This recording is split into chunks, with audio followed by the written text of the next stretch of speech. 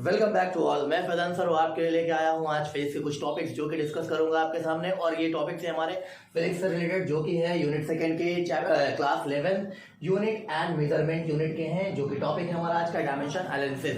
Unit and measurement में एक topic है हमारा डायमेंशन एनालिसिस में। इसमें हम लोग चेक करते हैं कि कैसे यूनिट्स की हेल्प से हम लोग डायमेंशन फॉर्मूले को फाइंड करते हैं, कैसे उसकी हेल्प से हम लोग डायमेंशन फॉर्मूले को फाइंड करके उसको आइडेंटिफाई करते हैं कि ये किस चीज़ की यूनिट है। जो कि ये क्वेश्चंस नीट और जे में बहुत सारे क्वेश्चंस आते हैं और ये क्लास 11 के भी बहुत बेनिफिशियल थे। तो चलिए आपको बताते हैं कि पहले यूनिट होती क्या है। फर्स्ट हमारा आता है कि यूनिट मीन्स होता है कि कुछ ऐसे हमारे पास क्वांटिटी होती हैं जिसको उसके स्पेसिफिक नेम से हम उसको आइडेंटिफाई कर सकते हैं कि ये इसकी यूनिट का ये आइडेंटिफिकेशन होगा। जस्ट लाइक फॉर एग्जांपल लेते हैं कि यूनिट में बात करें तो टाइम की यूनिट होती है सेकंड। इसकी स्टैंडर्ड यूनिट जो होती है वो सेकंड होती है। वैसे इसको आवर और मिनट में भी हम लोग चेक कर सकते हैं। डिस्टेंस होती है मीटर, किलोमीटर में और मिलीमीटर में भी हो सकता है, लेकिन उसकी जो स्टैंडर्ड यूनिट होती है वो क्या होती है, मीटर होती है। नेक्स्ट लेते हैं वेट का क्या होता है, केजी, ग्राम और मिलीग्राम भी होता है, लेकिन स्टैंडर्ड जो होता है वो सेकंड, मीटर और ग्राम होता है। अब इन यूनिट की हेल्प से हम लोग आसानी से आइडेंटिफाई कर सकते हैं कि किस क्वांटिटी की बात हो रही है। अगर सेकंड हुआ तो हम जान जाएं कि हाँ टाइम की बात हो रही है। इसका मतलब सेकंड जो है इसकी यूनिट की हेल्प से हम पता लगा लिया कि ये कौन सी आइडेंटिटी की बात कर रहे हैं। मीटर फॉर एग्जाम्पल डिस्टेंस या फिर कोई भी चीज ऐसी होगी जो डिस्टेंस के अकॉर्डिंग होगी। दूसरा आता है कि केजी में हो अगर या फिर मिलीग्राम में है या ग्राम में है तो हम जान जाते हैं कि किस चीज की बात हो रही है, वेट की बात हो रही है। आते हैं यूनिट की बात करें तो यूनिट जो होती है वो 3 सिस्टम होते हैं उसके।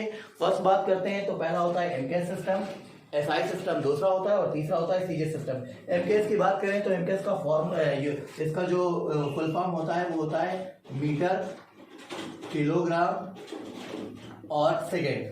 एसआई मतलब होता है स्टैंडर्ड इंटरनेशनल। ऑलमोस्ट एसआई और एमकेएस सिस्टम दोनों सेम होते हैं, इस वजह से एसआई और एमकेएस सिस्टम को एक ही यूनिट में मेजर किया जाता है। सीजीएस की बात करें तो सीजीएस का मतलब होता है सेंटीमीटर, ग्राम और सेकेंड। अब हम लोग जो ये यूनिट्स हैं इसी की हेल्प से हम लोग कैसे डायमेंशन फॉर्मूला फाइंड करेंगे और उसकी हेल्प से हम लोग डायमेंशन फॉर्मूला बनाने कैसे सीखेंगे, चलिए आइए जानते हैं। तो अब हम लोग कुछ यूनिट्स लेंगे जिसकी हमें यूनिट्स अगर पहले से पता होगी तो उसकी हेल्प से हम लोग डायमेंशन एनालिसिस का फॉर्मूला कैसे फाइंड करते हैं वो देखते हैं। फॉर एग्जाम्पल हमने ले लिया कि वेलोसिटी मीन्स होता है rate of change of displacement. इसका फॉर्मूला होता है डिस्प्लेसमेंट अपॉन टाइम।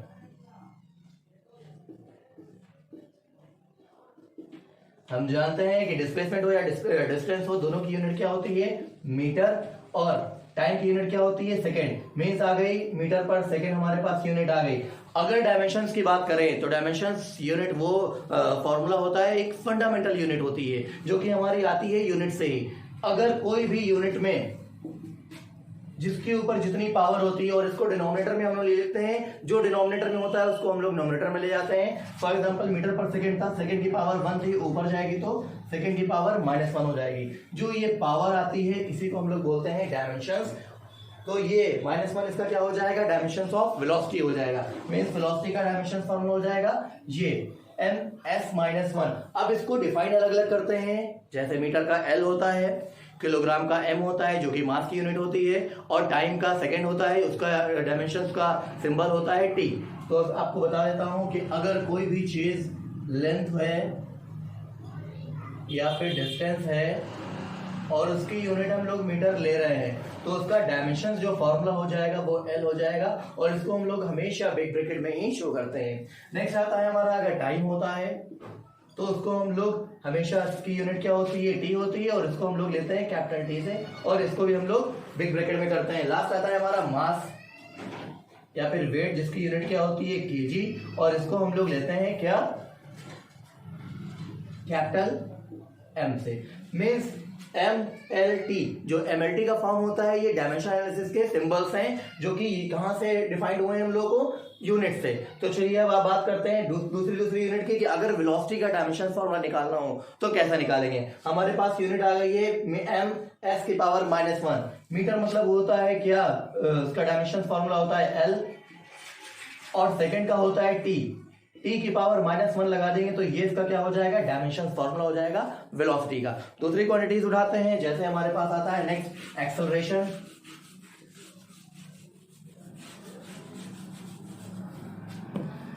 एक्सेलरेशन लेते हैं,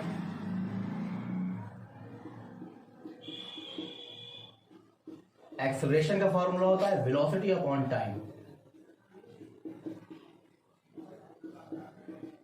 एक्सेलरेशन की यूनिट होती है वेलोसिटी की, वैसे यूनिट की बात करें तो क्या होती है मीटर पर सेकंड, और टाइम की यूनिट क्या होती है सेकंड, तो इसका आ जाएगा मीटर, सेकंड नीचे आ जाएगा और सेकंड मिलकर क्या हो जाएगा सेकंड का स्क्वायर हो जाएगा, तो क्या हो जाएगा मीटर पर सेकंड स्क्वायर हो जाएगा। हमने क्या बताया कि कोई भी यूनिट को इसमें डिनोमिनेटर में नहीं रखना है, सारी चीजों को डिनोमिनेटर में लेके आना है, जिसके ऊपर जितनी पावर होगी नीचे उस पावर को हम लोग रिवर्स कर देंगे। फॉर एग्जाम्पल 2 है तो -2 हो जाएगा, यानी कि पावर जो है वो उसका साइन चेंज हो जाता है, तो मीटर सेकेंड की पावर -2 हो जाएगी। अगर अब हम लोग को इसका डायमेंशन फॉर्मूला लिखना है तो कैसे लिखेंगे, अभी हम आपको पहले ही बता चुके हैं कि अगर मीटर होगा तो उसको किस चीज से लिखते हैं एल से,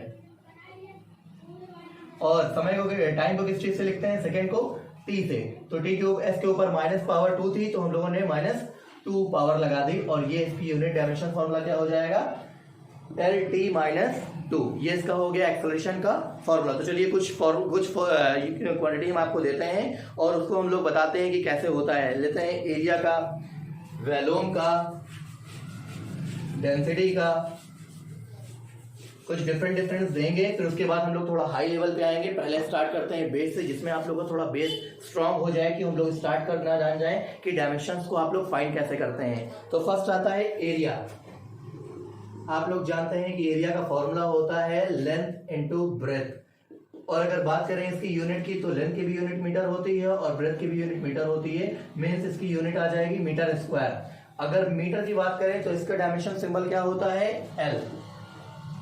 पावर 2 लगी है तो पावर हम लोग 2 लगा देंगे और एरिया का डायमेंशन फॉर्मूला हो जाएगा L की पावर 2, और अब इसको हमेशा हम लोग ब्रैकेट में ही, बिग ब्रैकेट में ही शो करते हैं। नेक्स्ट आता है हमारा वॉल्यूम का। वॉल्यूम का फॉर्मूला होता है length into breadth into height. Length की बात करें इसकी भी यूनिट होती है मीटर, ब्रेथ की भी यूनिट होती है मीटर, और हाइट की भी यूनिट होती है मीटर। एम पावर हो गई है मीटर की पावर 3, और इसको अगर हम लोग लिखेंगे डायमेंशंस के फॉर्मूले टर्म में तो क्या हो जाएगा, एम को शो करते हैं हम लोग एल से, पावर 3 लगा देंगे और वॉल्यूम का डायमेंशन फॉर्मूला हो जाएगा एल की पावर 3। कुछ अलग अलग क्वांटिटी लेते हैं, जैसे कि आते हैं डेंसिटी पे। डेंसिटी की अगर बात करें तो डेंसिटी का फॉर्मूला होता है मास अपॉन वॉल्यूम।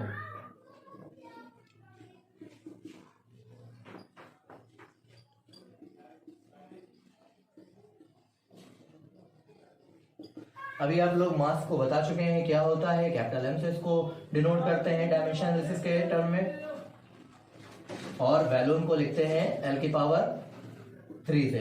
तो क्या बताया था हमने, कोई भी चीज को हम लोग इसमें डिनोमिनेटर में नहीं लिखेंगे तो ऊपर जाएगा तो एल की पावर यहाँ पे 3 है, ऊपर जाने के बाद क्या हो जाएगा एल की पावर -3, तो इसका फॉर्मूला हो जाएगा एम एल की पावर -3, जो कि ये किस चीज का आता है डेंसिटी का आता है। फिर डिफरेंट लेते हैं। नेक्स्ट आता है हमारा फोर्स का।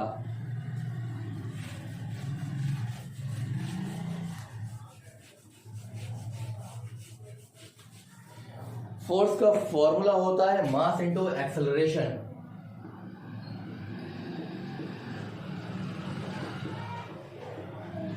आई नो कि आप लोग फोर्स, एक्सेलरेशन और मास के बारे में पहले से ही जानते होंगे, बिकॉज आप लोग 9th-10th में बहुत अच्छे से पढ़ चुके हैं। अब आप थोड़ा सा लेवल आप लोगों का बढ़ा हुआ है, इस वजह से डायमेंशन फॉर्मूला आया है, वरना आप लोगों को अभी तक 9th में सिर्फ यूनिट्स मिलते थे डायमेंशन एनालिसिस के, कोई भी टॉपिक्स के कोई भी क्वेश्चंस नहीं मिलते थे। अब आप लोग धीरे धीरे अपना स्टैंडर्ड बढ़ाएंगे और इसके बारे में जानेंगे। तो मास की यूनिट जो होती है वो होती है केजी, और एक्सेलरेशन की जो यूनिट होती है वो होती है मीटर पर सेकेंड स्क्वायर। तो हम जानते हैं कि केजी मीटर, एस नीचे है, ऊपर जाएगी तो पावर कितनी हो जाएगी -2।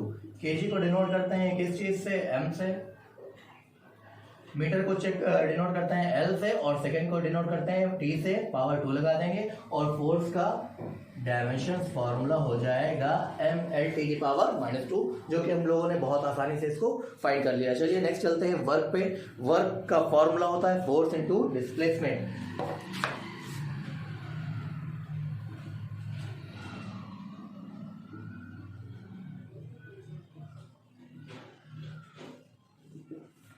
फोर्स अभी हम लोग बहुत पहले यूनिट, डायरेक्ट अब हम लोग यूनिट नहीं रखेंगे, डायरेक्ट डायमेंशन फॉर्मूला रख रहे हैं, क्योंकि फोर्स का हम लोगों ने निकाल ही लिया है। फोर्स का होता है क्या, एम एल टी की पावर -2, और डिस्प्लेसमेंट का होता है, मतलब ये क्या है की यूनिट लेंथ के अकॉर्डिंग लेते हैं तो L हो जाएगी m टी की पावर -2 तो है ही, तो m L और L मिलकर कितना हो जाएगा L की पावर 2, तो mL2 टी की पावर -2। इसको जो हम लोग कॉल करते हैं mL² टी की पावर -2 नहीं बोलेंगे, बिकॉज हम लोग इसको नंबरिंग से कॉल करते हैं mL2 टी की पावर -2। नेक्स्ट आता है हमारा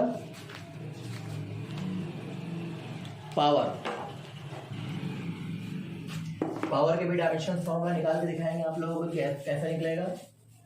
उसके लिए पहले हम लोग को पावर का फॉर्मूला पता होना चाहिए। हम लोग जानते हैं कि पावर बराबर क्या होता है, वर्क अपॉन टाइम। वर्क का डायमेंशन फॉर्मूला भी आप लोगों ने निकाला है, कितना होता है mL2 टी की पावर -2 और टाइम का होता है t। हमने क्या बताया कि डिनोमिनेटर में कोई भी चीज इसमें रखा ही नहीं है, तो t ऊपर जाएगी तो पावर -1 हो जाएगी, तो mL2 टी की पावर -2 ये ऑलरेडी था और t की पावर -1 हो जाएगा। mL2 तो ऐसे ही स्थिर रहेगा, बिकॉज m भी दूसरा नहीं और l भी दूसरा नहीं है। t की पावर -2 t की पावर -1 मल्टीप्लाई में तो पावर ऐड हो जाएंगी, तो कितना हो जाएगा mL2 t की पावर -3 हो जाएगी, और ये पावर का डायमेंशन फॉर्मूला हो जाएगा mL2 t की पावर -3। नेक्स्ट लेते हैं हम लोग प्रेशर। प्रेशर का फॉर्मूला होता है फोर्स अपॉन एरिया।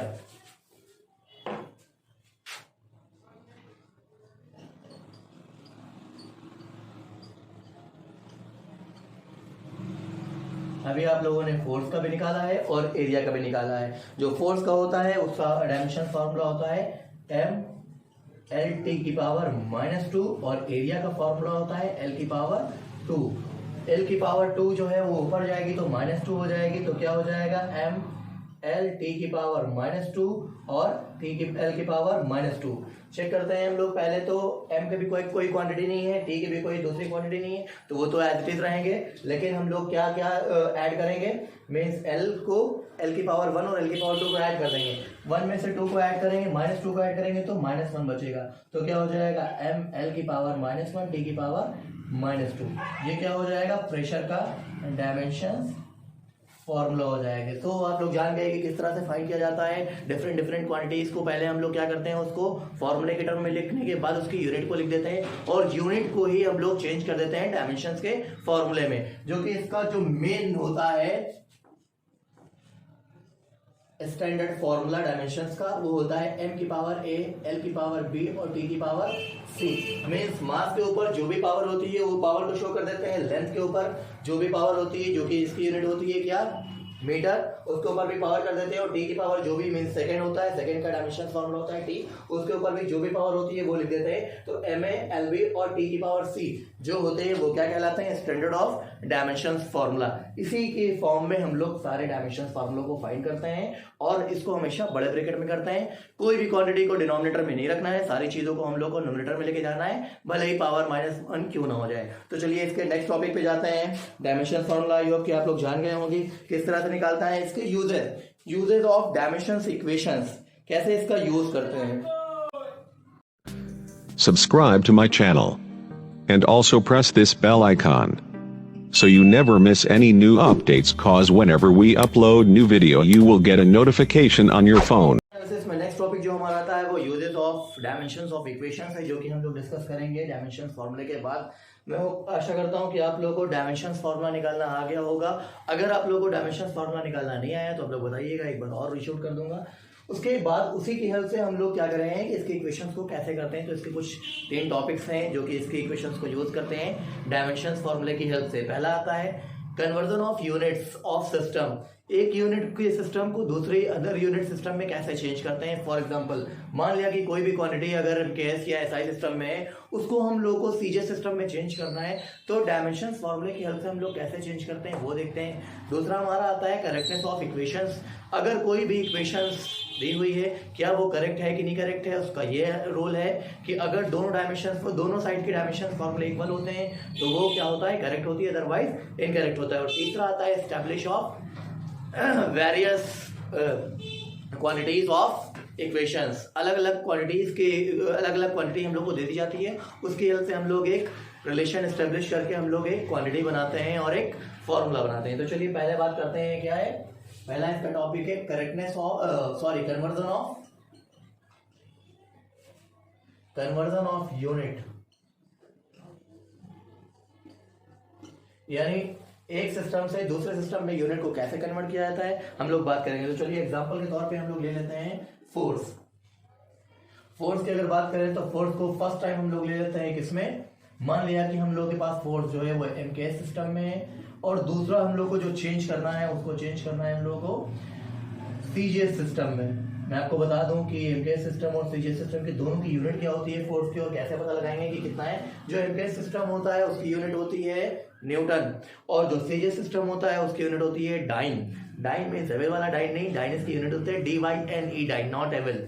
तो ये जो डाइन होता है ये सीजीएस सिस्टम में होता है और इस एमकेएस सिस्टम होता है न्यूटन। तो चलिए चेक करते हैं, इसका एक फॉर्मूला होता है N1U1 = N2U2, मीन्स N1 जो होता है वो कांस्टेंट होता है, और मैं आपको पहले बता दूं कि इसके लिमिटेशंस में भी आप लोग बाद में जानेंगे भी। अगर कोई भी कांस्टेंट, कोई भी रेशियो या कोई भी साइन थीटा, कॉस थीटा या फिर ट्रिग्नोमेट्री के टर्म, लॉग के टर्म या एक्सपोनेंशियल के टर्म, उसको हम लोग एनालिटिक नहीं करते हैं, एनालाइज नहीं करते हैं, उसको सिर्फ ऐसे ही छोड़ देते हैं। जस्ट एग्जांपल मान लिया कि 1/2 आ रहा है, जब कोई भी कांस्टेंट नंबर आ रहे हैं, साइन थीटा कॉस थीटा आ रहा है या फिर लॉग आ रहा है, e⁻x आ रहा है, तो उसको हम लोग क्या करेंगे, रिमूव कर देंगे और उसकी कोई भी वैल्यू को मेंशन नहीं करेंगे फॉर्मूले में। मान लिया कि N1U1 = N2U2 है, हम लोग को कन्वर्ट करना है किस चीज में, एमकेएस से सीजीएस सिस्टम में चेंज करना, मतलब कि क्या, एक न्यूटन बराबर कितने डाइन होता है हम लोग को ये दिखाना है। तो चलिए आपको बताते हैं। अगर बात करें तो N1 मान लिया कि ये क्या है, कोई भी क्वांटिटी हो सकती है। U1 की बात करें तो अगर इसकी यूनिट है, इसका डायमेंशन फॉर्मूला क्या होता है,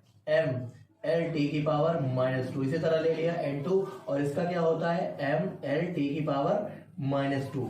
ये mLT⁻² इधर मल्टीप्लाई करना, नीचे आएगा, डिवाइड करेगा, तो N1 बराबर क्या आ जाएगा, mLT⁻² एक ब्रैकेट में और अपॉन mLT⁻²। अब आप लोग क्या करेंगे, इसको कट नहीं करेंगे वरना आंसर 1 आ जाएगा, कोई फायदा नहीं होगा। हम लोग इसको यूनिट की हेल्प से चेंज करना जा रहे हैं। डायमेंशंस फॉर्मूले पे हम लोगों ने स्टार्ट किया और अब उसकी यूनिट रख के हम लोग उसका कन्वर्जन करेंगे। अगर आप इसको कैंसिल आउट कर देंगे तो ये पूरा खत्म हो जाएगा, आंसर 1 आ जाएगा, जो कि रॉन्ग होगा। अब बात करें मास की, तो मास की वैसे यूनिट होती है जो सीजीएस में होती है, वो क्या होती है, ग्राम।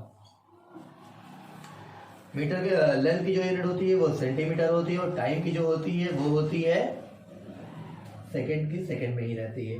तो T⁻² थी तो T हम लोगों ने -2 लगा दी। इसी तरह अगर बात करें इसके उसमें एमकेएस में, तो इसकी यूनिट होती है किलोग्राम, इसकी होती है मीटर, और इसकी होती है सेकंड। पावर 2 थी तो -2 लगा दिया। S⁻² से S⁻² कट जाएगा। ग्राम को अगर किलोग्राम में चेंज करते हैं तो हम जानते हैं कि 1000 टाइम्स होता है किलोग्राम। 1 ग्राम जो होता है वो 1000 टाइम्स होता है किलोग्राम के, तो 1000 किलोग्राम हो जाएगा ये। इसी तरह सेंटीमीटर है तो कितना हो जाएगा, 10⁻² मीटर हो जाएगा, अपॉन ये केजी और ये मीटर रहेगा। केजी से केजी कट जाएगा, मीटर से मीटर कट जाएगा, क्या बचेगा, 10⁻³ और 10⁻², यानी कि कितना आ जाएगा, 10⁵ N2 10⁵ आ जाएगा। हमारे पास जो आ गया है वो आ गया है N1 = N2 10⁵। अगर बात करें कोई कांस्टेंट नंबर की, तो कोई कांस्टेंट की हम लोगों को क्या वैल्यू नहीं लेनी है। इसका मतलब N2 बराबर यहाँ पे क्या हो जाएगा, 1 ले लेंगे, तो 10⁵। इसकी यूनिट क्या होती थी, डाइन, और इसकी यूनिट क्या होती थी, न्यूटन, यानी कि 1 न्यूटन = आ जाएगा 10⁵ डाइन। कोई प्रॉब्लम है आप लोगों को। नेक्स्ट आते हैं इसकी जो दूसरी इक्वेशंस के फॉर्मूले पे आता है करेक्टनेस ऑफ इक्वेशंस। 2 इक्वेशंस दी हुई है तो हम लोग कैसे चेक करते हैं कि ये करेक्ट है या इनकरेक्ट है, तो उसके फॉर्मूले के बेस पे हम लोग पता लगाते हैं। एग्जाम्पल के तौर पे हम लोग लेते हैं एक एनर्जी का फॉर्मूला, मींस इसके अंदर ये होता है कि dimensions of all the terms of both side of the physical equations must be same. दोनों साइड की जो क्वांटिटीज होती हैं, इनकी दोनों साइड की जो डायमेंशंस फॉर्मूले हैं वो सेम होने चाहिए। अगर सेम है तो करेक्ट है, अदरवाइज इनकरेक्ट है। तो चलिए एग्जांपल के तौर पर लेते हैं कि हम लोग करेक्टनेस ऑफ इक्वेशंस एनर्जी के लिए लेते हैं। एनर्जी की बात करें अगर तो kinetic energy is equal to क्या हो जाएगी, पोटेंशियल एनर्जी, बिकॉज जो एनर्जी होती है ऑल थिंग्स आर सेम, ना तो एनर्जी डिस्ट्रॉय कर सकते हैं और ना ही एनर्जी को क्रिएट किया जा सकता है। Only one form to another form में हम लोग सिर्फ ट्रांसफर कर सकते हैं। तो काइनेटिक एनर्जी का फॉर्मूला अगर लें और पोटेंशियल एनर्जी का फॉर्मूला लें तो क्या हो जाएगा? काइनेटिक एनर्जी का फॉर्मूला होता है 1/2 मास इंटू वेलोसिटी का स्क्वायर और पोटेंशियल एनर्जी का फॉर्मूला होता है mass into acceleration due to gravity into height. हम जानते हैं कि 1/2 जो है वो क्या है? कांस्टेंट, और कांस्टेंट की वैल्यू को हम लोग को रिप्लेस कर देना है, उसको कुछ भी नहीं करना है। मास का जो फॉर्मूला होता है वो होता है m, वेलोसिटी का होता है LT की पावर -2, पावर 2 लगी है तो पावर 2 लगा देंगे।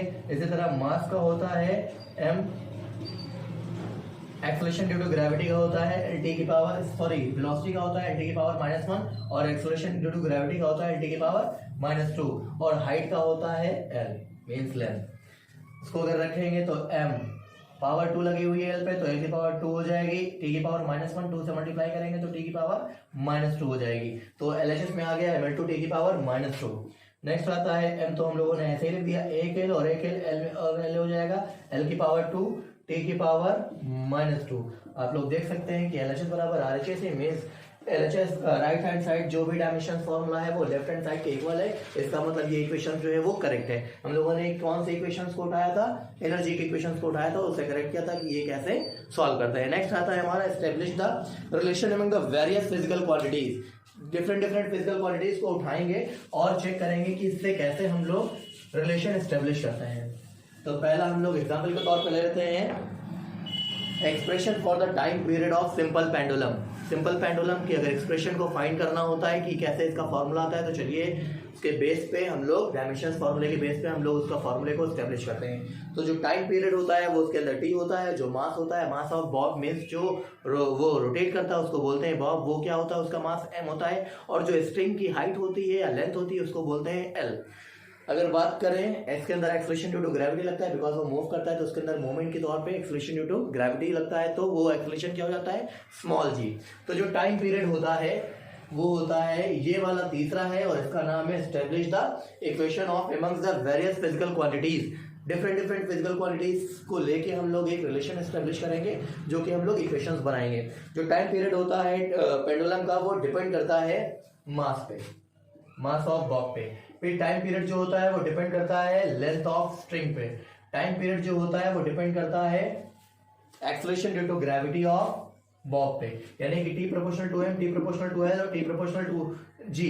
T प्रोपोर्शनल टू क्या लिख सकते हैं? M L G। किसी को कोई प्रॉब्लम है तो बताए। नेक्स्ट, अगर प्रोपोर्शनलिटी का साइन हटाते हैं हम लोग तो क्या करेंगे? इक्वल लगाएंगे और इक्वल के लगाने के बाद हम जानते हैं कि कुछ ना कुछ कांस्टेंट आ जाता है, जो कि हम लोगों ने क्या ले लिया है? L ले लिया है। हम लोगों ने पावर A लगा दिया बिकॉज कुछ ना कुछ पावर B लगा दिया और पावर C लगा दिया बिकॉज कुछ ना कुछ इसके ऊपर पावर लगी होगी, तभी वो डायमेंशन फॉर्मूला कहलाएगा। तो A B और C हो जाएगा। अब इन दोनों क्वांटिटीज को दोनों तरफ हम लोग क्या करेंगे? डायमेंशन फॉर्मूला लिख देंगे। अगर ये टाइम है तो टाइम का डायमेंशन फॉर्मूला होता है T के, तो कांस्टेंट इसको लिखेंगे नहीं। मास का फॉर्मूला होता है क्या? M, पावर A लगाई थी तो पावर A लगा दिया। लेंथ का होता है L, पावर B थी तो पावर B लगा दिया। G, acceleration due to gravity. अब ये लोग थोड़ी देर पहले एक्सेलरेशन का फाइंड कर चुके हैं, क्या होता है? LT की पावर -2। तो LT की पावर -2 की पावर C लगी थी तो C लगा दिया। L के ऊपर पावर B थी तो B कर दिया और M के ऊपर पावर A थी तो 1 कर दिया। अब हम लोग जानते हैं, चलिए आपको इधर थोड़ा सा स्पेस में बता देते हैं। हम जानते हैं कि जो हम लोग डायमेंशन फॉर्मूले को रिप्रेजेंट करते हैं वो किस फॉर्म में करते हैं? M की पावर A, L की पावर B और T की पावर C। तो यहाँ पे सिर्फ क्या है? T है। हम M L अपने आप से अगर लेंगे तो किस तरह से लिखते हैं? M की पावर 0, L की पावर 0 और T की पावर 1। बिकॉज किसी की पावर 0 की वैल्यू 1 हो जाती है तो इसको शो करने से हम लोगों पर कोई फर्क नहीं पड़ता है। फिर ये क्या ले लेंगे? Equal to K। अगर बात करें M की तो M के ऊपर पावर कितनी है? 1 है, सॉरी A है। L यहाँ पे पावर C है और यहाँ पे पावर B है, B और प्लस C। L की पावर कितनी हो जाएगी? B प्लस C हो जाएगी। इसी तरह यहाँ पे T की पावर कितनी थी? -2 थी और उसके ऊपर पावर क्या थी? C। तो T के ऊपर पावर हो जाएगी T की पावर -2C। अगर बोथ साइड कंपेयर करना चालू करें हम लोग पावर ऑफ डायमेंशंस सिंबल, तो M की पावर आती है 0 और यहाँ पे पावर आती है M की A। तो A बराबर हो जाएगा 0। इसी तरह B प्लस C बराबर हो जाएगा 0 और -2C इक्वल टू हो जाएगा 1। ए की डायमेंशन फॉर्मूला तो हम लोग बहुत आसानी से निकाल चुके हैं, बी प्लस सी तो निकालने के लिए अभी बात करेंगे, लेकिन -2c बराबर 1 है, तो -2c इक्वल टू अगर 1 है तो c बराबर कितना हो जाएगा -1/2। सी की वैल्यू आ गई, सी की वैल्यू बी प्लस सी में पुट कर देंगे हम लोग, बी की वैल्यू भी फाइंड कर लेंगे। तो बी प्लस सी बराबर 0, बी -1/2 इक्वल टू 0, तो बी बराबर कितना हो जाएगा 1/2, यानी कि ए की वैल्यू 0, बी की वैल्यू 1/2 और सी की वैल्यू -1/2। ये ए बी सी जो है वो डायमेंशन सिंबल के ऊपर जो पावर होती है, जिसको हम लोग रिप्रेजेंट करते हैं डायमेंशन सिंबल की पावर से, वो हम लोगों ने निकाली और हम लोग इसके अंदर पुट कर देंगे। तो टी की पावर क्या थी 1 इक्वल टू क्या था के, m की पावर a मतलब m की पावर 0 कर देंगे, l की पावर b प्लस सी, इसकी पावर आ रही है b प्लस सी, c की वैल्यू क्या है -1/2 और b की पावर क्या है 1/2। अगर दोनों को ऐड कर देंगे तो 0 हो जाएगा, तो l की पावर भी कितना हो जाएगा 0, और t की पावर -2 था, तो t की पावर -2 इंटू सी की वैल्यू क्या आई है 1/2। सॉल्व करेंगे तो ये क्या हो जाएगा, कट जाएगा।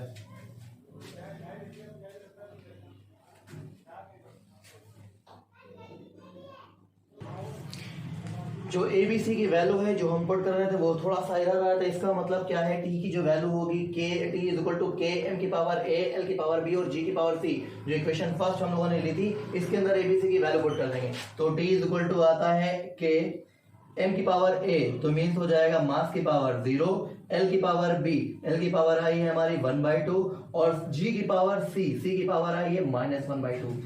के की पावर किसी की पावर 0 होती है तो उसकी वैल्यू क्या हो जाती है 1 हो जाती है, तो उसको हम लोग 1 कर देंगे इंटू 1। एल की पावर बी मीन्स क्या होता है, एल का मतलब 1 पावर 1/2 का मतलब होता है अंडर रूट, तो एल की पावर अंडर रूट हो गया, -1/2 है, नीचे जाएगा तो 1/2 हो जाएगा, तो अपॉन जी हो जाएगा। जो कि हमारे पास फॉर्मूला आ गया है वो आ गया है T is equal to K under root L upon under root G. इसको देखेंगे, सॉल्व करेंगे तो क्या हो जाएगा K under root L upon G. इस कांस्टेंट की बात करें तो अकॉर्डिंग टू एक्सपेरिमेंट्स जो के की वैल्यू आई है वो 2 पाई आई है अकॉर्डिंग टू 360, तो टी इज इक्वल टू क्या हो जाएगा 2 pi under root L upon G. और यही हमारा क्या है सिंपल पेंडुलम का टाइम पीरियड का फॉर्मूला है, जो कि हम लोगों ने डिराइव किया है यूजेस ऑफ डायमेंशंस इक्वेशंस की हेल्प से। डायमेंशंस फॉर्मूला हम लोगों ने स्टार्ट किया, बीच में उसकी यूनिट की हेल्प से एबीसी की वैल्यू निकालते हम लोग T equal to 2 pi into L upon G निकाल लिया। नेक्स्ट आता है इसका थोड़ा सा एक टॉपिक है लिमिटेशंस ऑफ डायमेंशन एनालिसिस की, जो कि लिमिटेशंस क्या है। इसके अंदर एक लिमिटेशंस ये है कि इसके अंदर जो भी वैल्यू लेंगे वो हम लोग कांस्टेंट को एनालिटिक नहीं करते हैं, एनालाइज नहीं करते हैं। मीन्स 1/2, 2, 3, 4, 5, 6 कोई भी नंबर्स आते हैं उसको हम लोग नहीं करते हैं। या फिर कोई रेशियो होता है, फॉर एग्जांपल मान लिया मास अपॉन मास या एरिया अपॉन एरिया है, तो उसको हम लोग कट कर देते हैं, उसको नहीं लेते हैं, बिकॉज उसकी वैल्यू क्या हो जाती है 1 और कोई भी कांस्टेंट की डायमेंशन फॉर्मूला नहीं होता है। नेक्स्ट हमारा आता है physical quantities depends upon the 3 factors. हमारे 3 फैक्टर्स पे ही डिपेंड करते हैं। एक होता है मास जिसका डायमेंशन फॉर्मूला होता है m, एक होता है लेंथ जिसका डायमेंशन फॉर्मूला होता है l, और दूसरा आता है t मींस टाइम जिसका डायमेंशन फॉर्मूला होता है क्या t। इनके अलावा आप लोगों के पास कोई और चीज नहीं आएगी। नेक्स्ट आता है टॉपिक जो हमारा आता है, अगर इसके अलावा ट्रिग्नोमेट्री टर्म, लॉगरिथम टर्म या फिर एक्सपोनेंशियल टर्म आएंगे तो उसको आप लोग एनालाइज नहीं करेंगे, मींस उसको कैंसिल आउट कर देंगे, छोड़ देंगे, उसको हम लोग टेक नहीं करेंगे। तो आज के लिए इतना ही। वीडियो पसंद आए तो आप लोग और बताइए, और आपके लिए नेक्स्ट टॉपिक जो होगा वो मेजर और एरर परसेंटेज से रिलेटेड होगा, जो कि नेक्स्ट वीडियो में बताएंगे। Thank you so much.